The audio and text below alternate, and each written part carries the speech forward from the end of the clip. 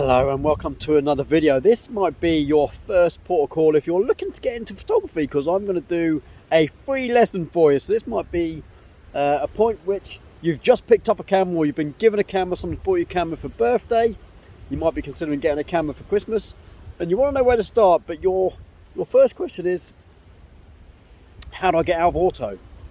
And that is something I want you to absolutely disregard, because that shouldn't be the first thing you think about when you think about starting your photography journey, because there are some massive benefits of staying in auto while you're learning. And until you understand what taking your camera out of auto actually means and what that can actually do for you, there's no point. So depending on what kind of camera you have, you probably have a few automatic settings that you might want to actually use. You might have a landscape auto setting, which would be perfect if you want to get into landscape photography, right? Or you might have a portrait setting that you might want to actually use so you can take portraits. Now, before you start learning about what your camera does in those instances, just start using your camera. The idea here, if it's the first thing I tell anyone who's looking to get into photography, just grab the camera and get out there. That's all you need to do. Now, from a landscape point of view, you could live anywhere in the world and take your camera out and be inspired by anything. Now, I live in Southsea, so I've got inspiration all around me. Behind me there's a bush, but just over there I have Southsea Castle. Now, I come down here quite a bit and I do a lot of workshops around this kind of location, because things like that are quite prominent. They're nice things to look at, they're nice things to take a picture of. But today I'm going to give you a free lesson in what to do if you're doing landscape photography for the first time, and all you've got really is a basic box stand camera. I'm going to use my phone. I do have my camera with me, but I'm not going to use it, and I'm going to give you a few little pointers in what to do to tell a story. And for me, that's what photography is all about. It's about telling a story. It's about putting something that you see in your mind onto a 2D of sensor in a camera somewhere. Now, I'm using my phone. You can use anything. Photography isn't necessarily about the gear. That's another thing you want to take into account, because there will come a time where gear will be a big thing for you. If you do get into photography, you'll start thinking about what better lens I can get, what better camera I can get. Do I need filters? Should I get a tripod? All those things will rack up and start getting you to spend lots of money. But if you're starting out in photography, you don't need to be thinking about spending lots of money. You might already have a camera, you might have a camera on your phone. And for me, beginning in photography is about taking pictures. It doesn't matter what you have. Honestly, don't let someone tell you that a better camera is going to get you a better picture, because I can sit here and tell you all day long that I've got the most expensive kit that Sony offer, because I shoot Sony, and it gets me better pictures. It makes my photography easier in a way, and I can get pictures that potentially other cameras can't. And in post-processing, I can do things with my pictures that potentially cheaper cameras might not be able to do. But that doesn't make my picture any better. What makes my picture better is telling a story. Now, if you go onto social media anywhere, Instagram, Facebook, the pictures that are getting all the likes are the ones that look good. I can tell you categorically that I can go through a lot of pictures and I could diss them in terms of technicalities, you know, how they have been taken, in terms of settings and stuff like that, how they potentially should have been done, how they've been edited wrong potentially, and it doesn't matter. They still get the likes. Why? Because they look good, because they tell a story, because the person who's looking at it can look at it and get an emotional response from it. It's nothing to do with the camera, it's nothing to do with the settings in the camera, it's nothing to do with how it was taken, it's nothing to do with how it was processed. Sometimes it is, but it looks good. And that's the thing you need to start understanding, that photography is about telling your story. You can put it onto a 2D bit of what used to be film, is now a sensor, and having people look at it, and it's just about getting them an emotional response to something that you might not even like yourself. And that's what photography is all about. So don't worry about gear. Today we're going to look at Southsea Castle.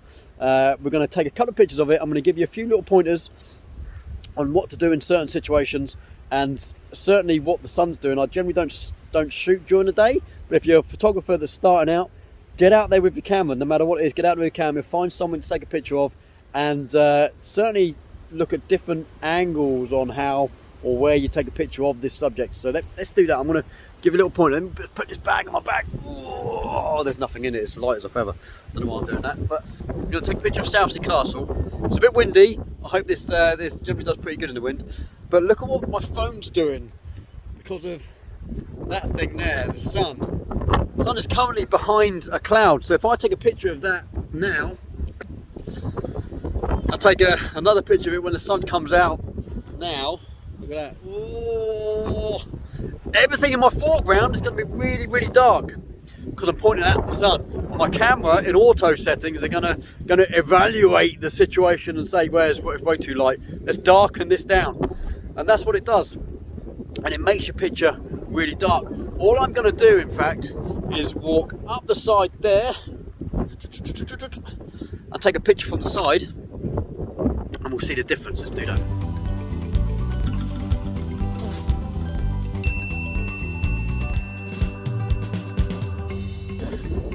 Okay, it's a bit windy around here. I do apologise. Hopefully the audio is okay. But from the side, I've taken a picture from the side now. And because the sun is off over to the side, over there, my sky is now nice and blue. Look at that.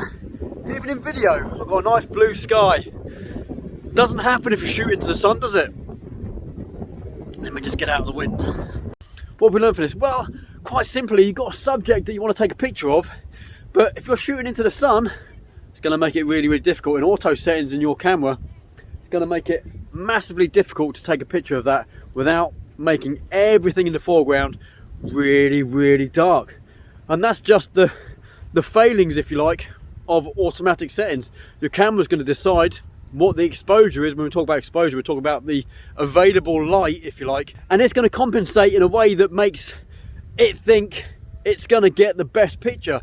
Now, your camera doesn't know what you're taking a picture of. That's the big problem when you're in auto settings. But it's going to do you a favour if you're going to be taking a picture of something like this. You can often get around the side and get a picture from the other side. So think about your composition. Now, this is a word I'm going to use a lot in my other courses that I do for beginners. So think about your composition, your storytelling. So I want to take a picture of the lighthouse and of the Southsea Castle, but you may not be able to get it from one side unless I wait a few hours and wait for the sun to come across the sky and get it maybe near a sunset. That actually might be even nicer, no? So you have a picture, you have a composition in your mind, you want to tell a story.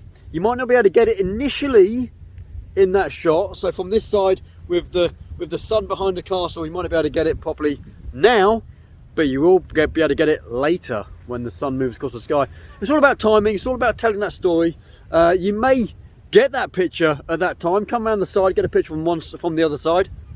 Nice blue sky, sun's off to the side.